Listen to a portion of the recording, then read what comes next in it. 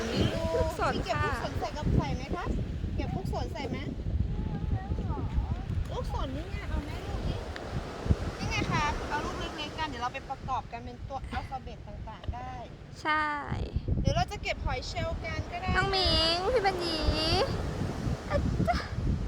ไม่เอาเหรอคะ คุณหมิงครับน้องหมิงครับ